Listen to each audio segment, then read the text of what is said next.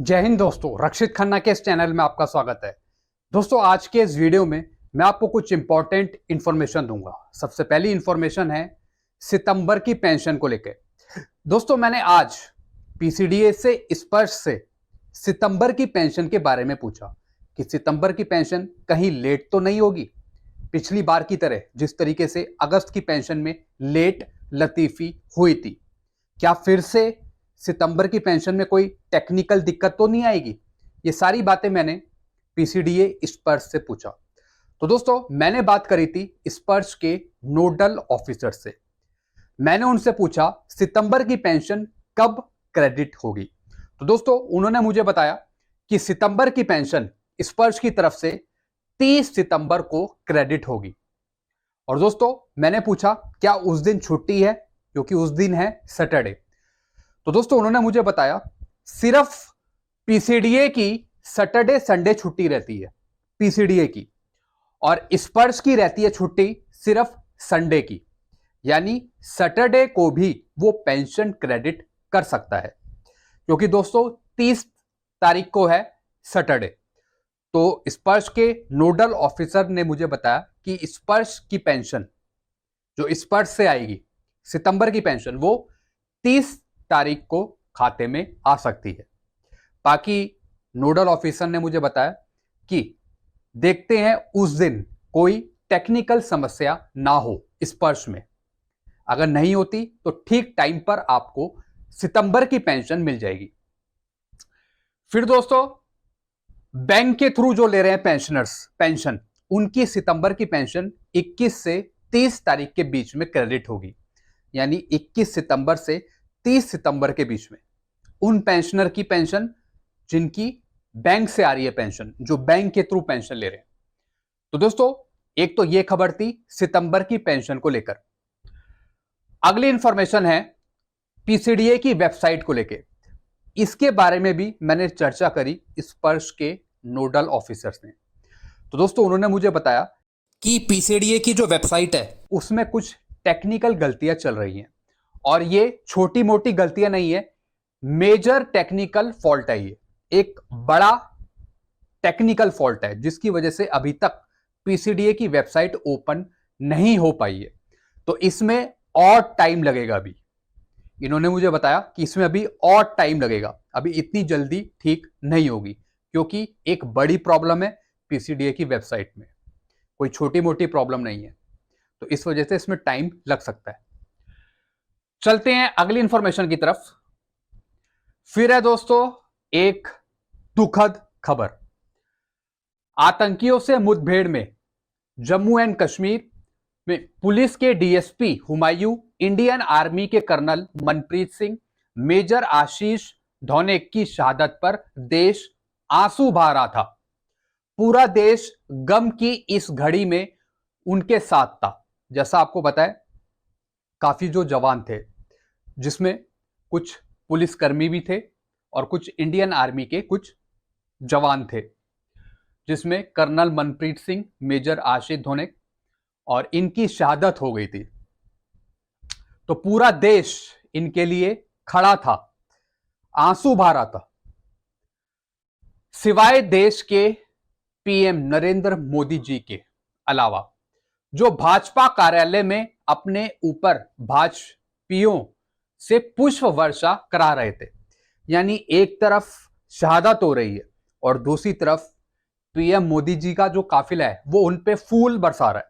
मैं आपको एक वीडियो दिखा रहा हूं, फिर आप नीचे मुझे कमेंट करिएगा।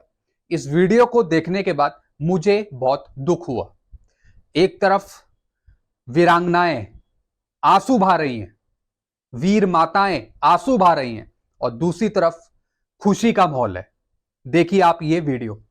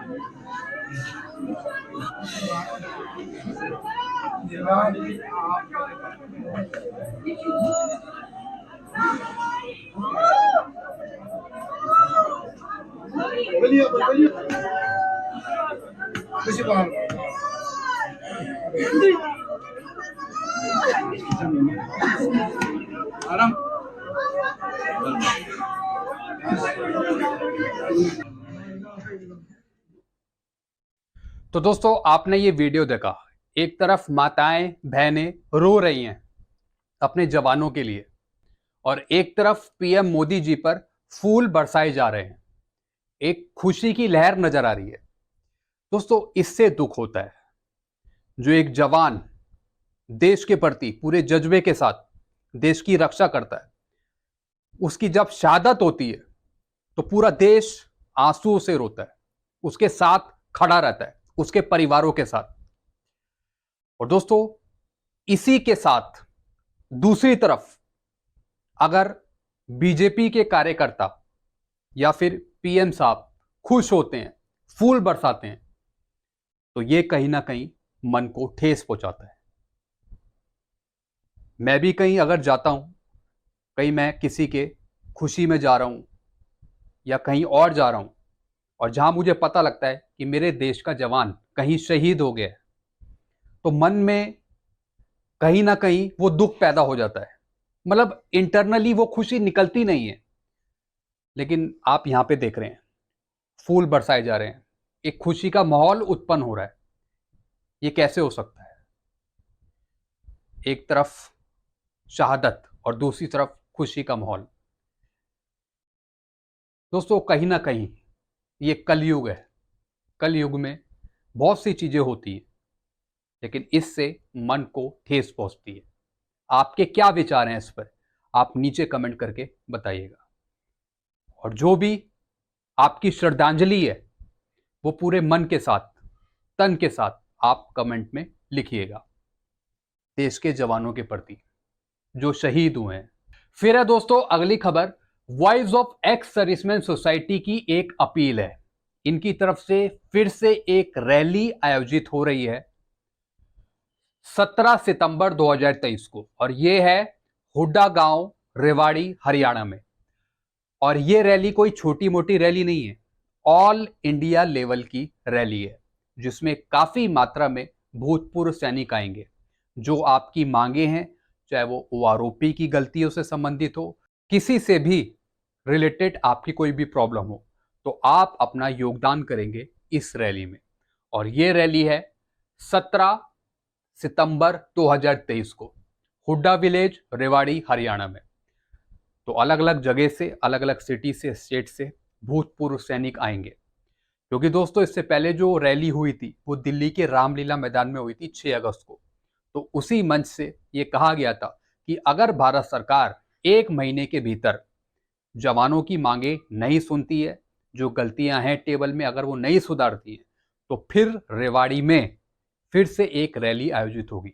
तो इसकी घोषणा कर दी है voice of ex serviceman society के नेशनल कोऑर्डिनेटर वीर बहादुर सिंह जी के द्वारा। और इनका भी एक वीडियो अभी रिलीज हुआ था वीर बहादुर सिंह जी का, जिसमें बता रहे थे कि जो रैली है वो अब रेवाड़ी में होगी 17/9/2023 को। तो दोस्तों ये कुछ इंपॉर्टेंट अपडेट थी जो मैं आपके सामने लेकर आया था। बाकी आप क्या समझते हैं आप नीचे कमेंट कर सकते हैं। वीडियो आपको अच्छा लगता है वीडियो को लाइक करें और इस चैनल को आप सब्सक्राइब कर सकते हैं। Thank you so much.